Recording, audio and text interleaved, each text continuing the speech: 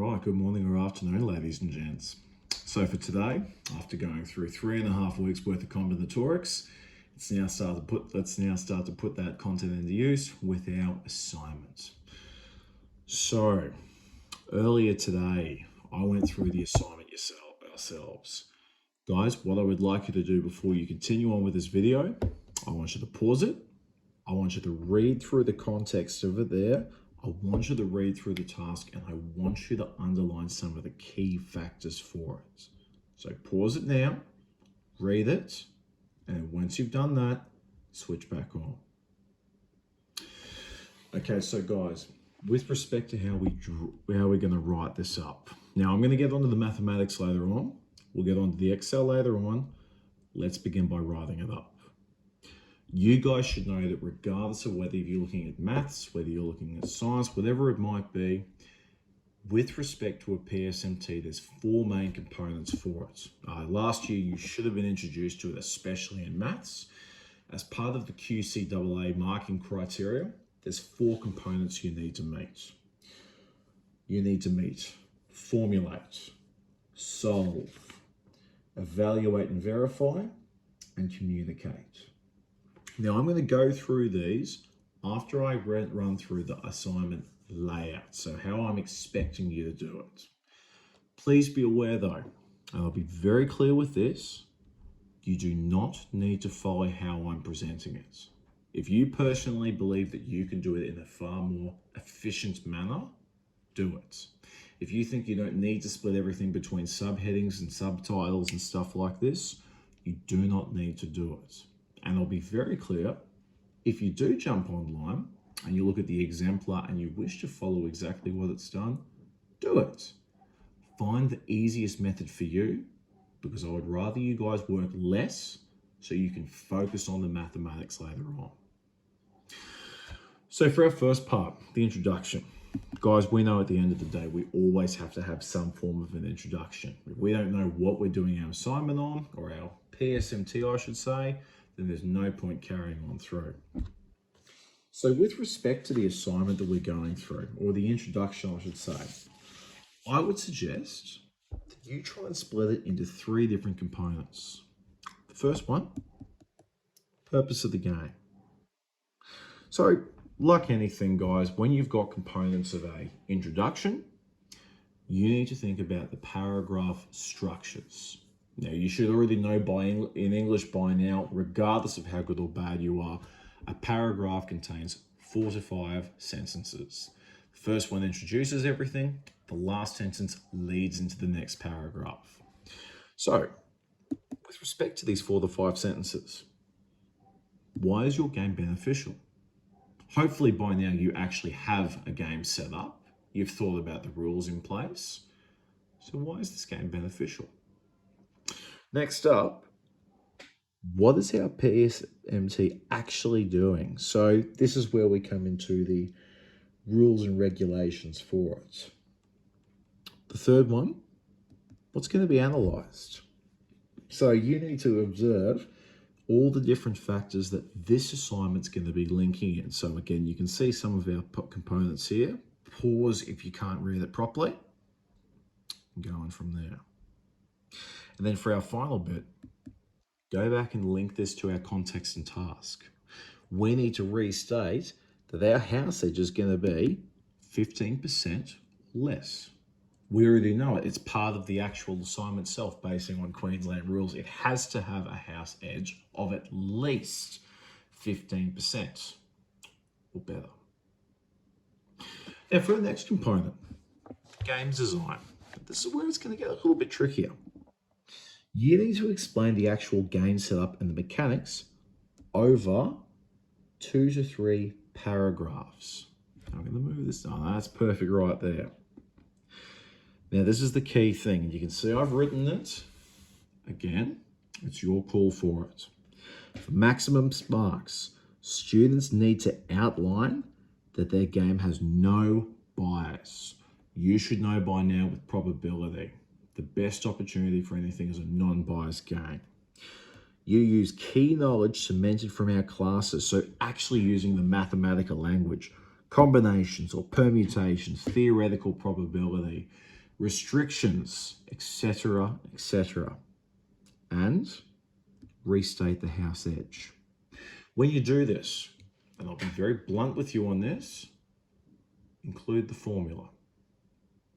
And finally, you need to state how you're actually going to verify the theoretical probability via technology using experimental probability. So with respect to our game, guys, obviously you're going to make it. You might remember from year 7 or year 8 classes, if you were testing experimental probability, you could flip a coin 50 times, you could roll a die 20 times. But if we want bigger numbers, we can't just do this. That's where the Excel spreadsheet comes in.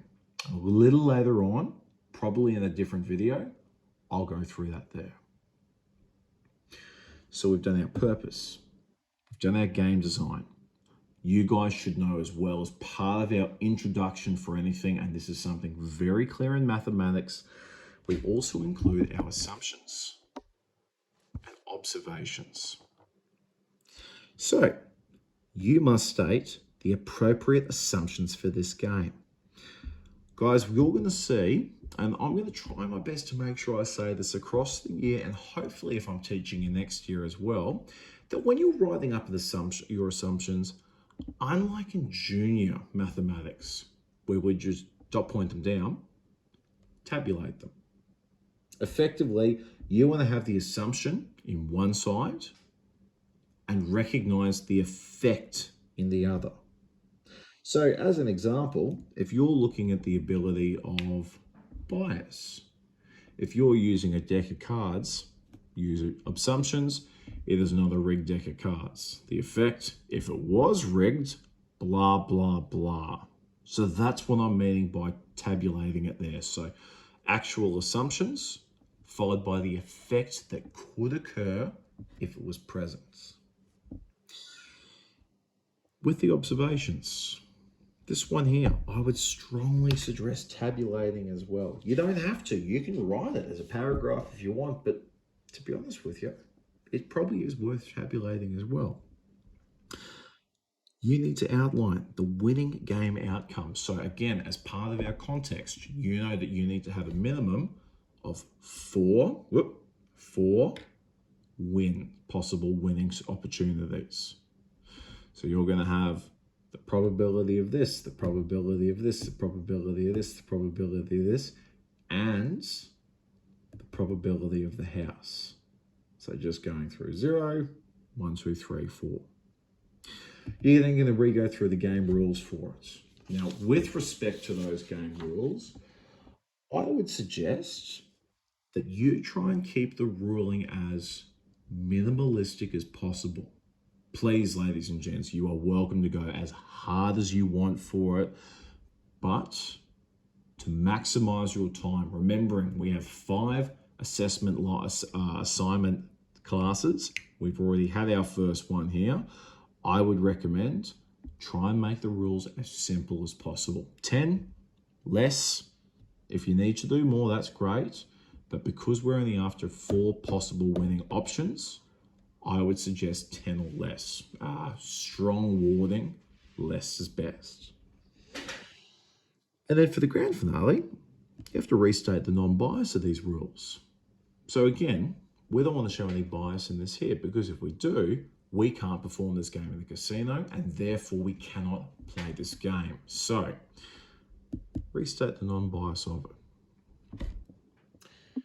The next part, guys, is going to be our solving section. So going over results and statistical analysis first. Effectively, when we go through the marking criteria in a moment, a little later on, this is the thing we're going to be looking for. All right, next component. So the probability of each event. You need to calculate the theoretical probabilities of each possible outcome showing workings. I would recommend tabulating it. If you've never heard the word tabulate, it just means put things in a table. I'm going to say this every single time. I've been trying to say it to my year 10s, and I've been trying to teach it to my juniors as well. Tabulation. What you're going to do is you're going to link in all of your possible outcomes. Now remember, there's a house outcome where they win and the other 4 possible outcomes that you or the player could have. So you should have 5 leading to a total somewhere down here. You'll list your possible outcomes.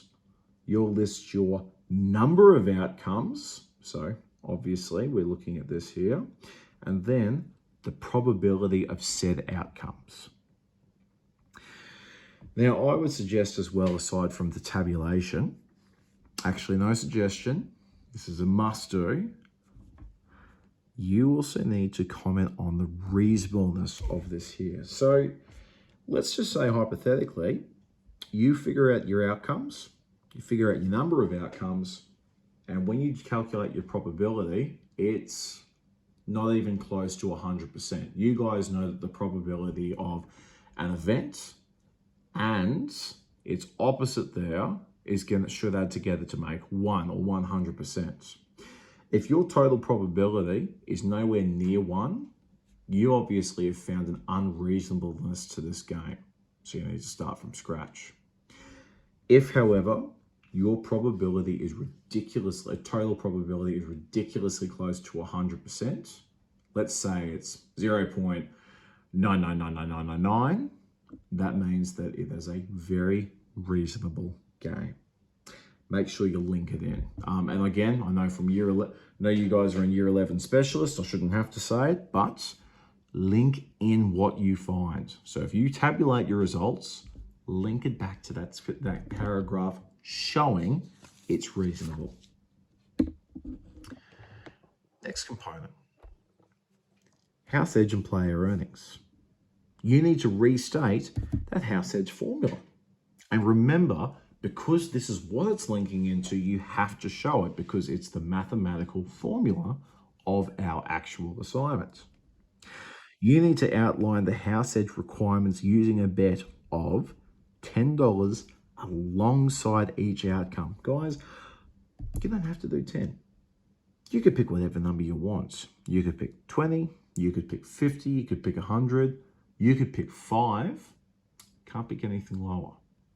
More often than not in a casino, in a real world example, you're putting down decent sized bets. More often than not, $10 is the bare minimum to put down. So put it as 10.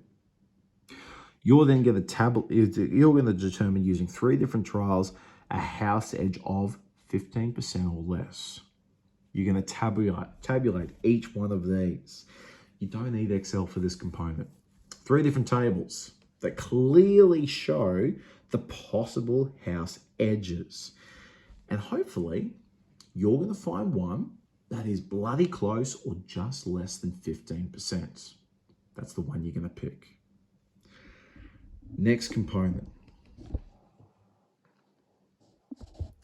experimental probability using technology. Guys, as part of the requirement for our PSMT, we need to use some form of technology. We're using Microsoft Word to design this up. We need to use Microsoft L to actually go through with it here.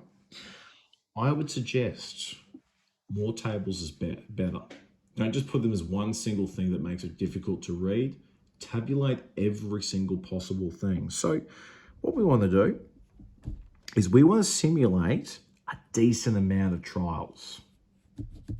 That number's there for a reason. We're going to use it. You need to use Excel for it. There are other programs that could go for it. You guys are all familiar with Excel. I'm sure that whilst you might not appreciate Excel, you'll recognize that its importance for it here.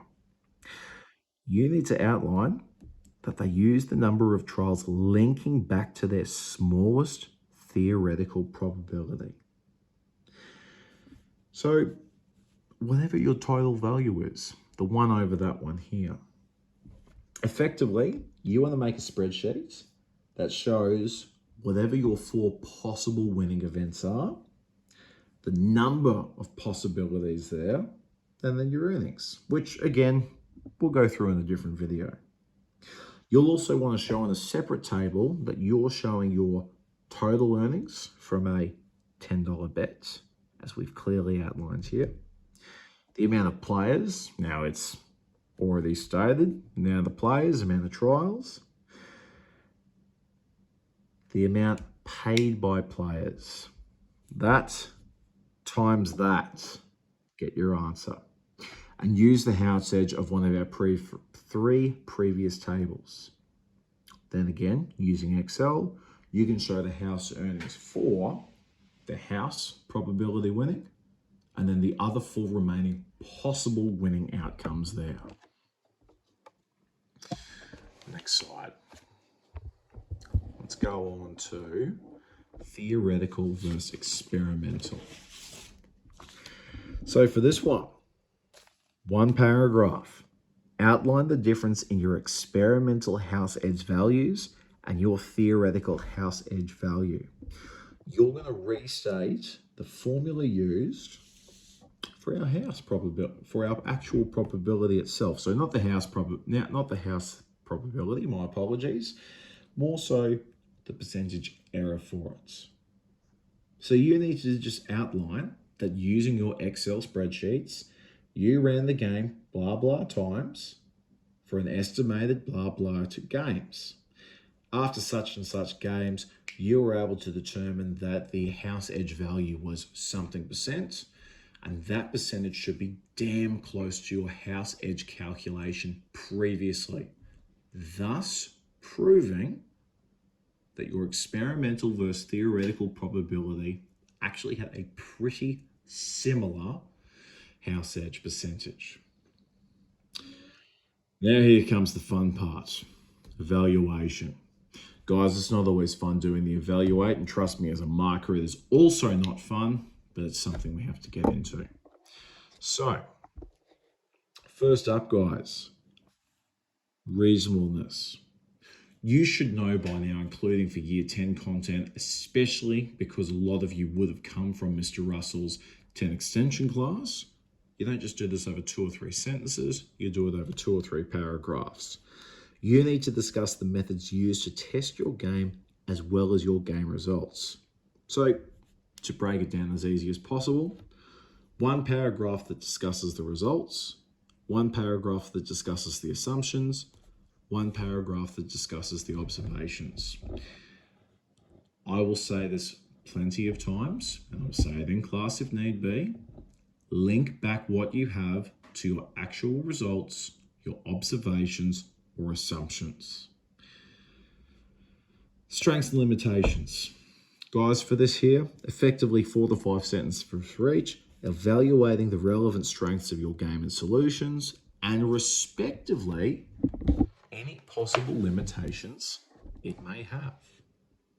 Now, you should have 1 or 2 limitations. Might not be many, but again, link it back into the actual maths that we've done too.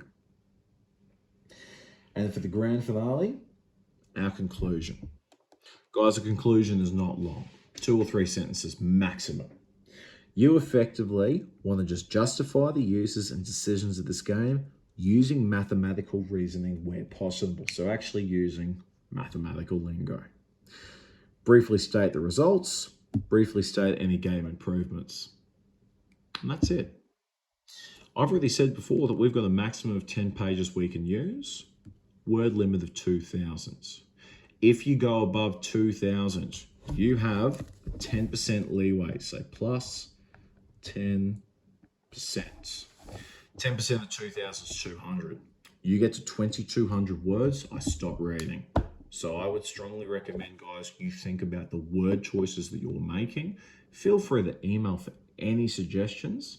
Send me drafts when they obviously come through. But I personally think you guys are going to go pretty okay.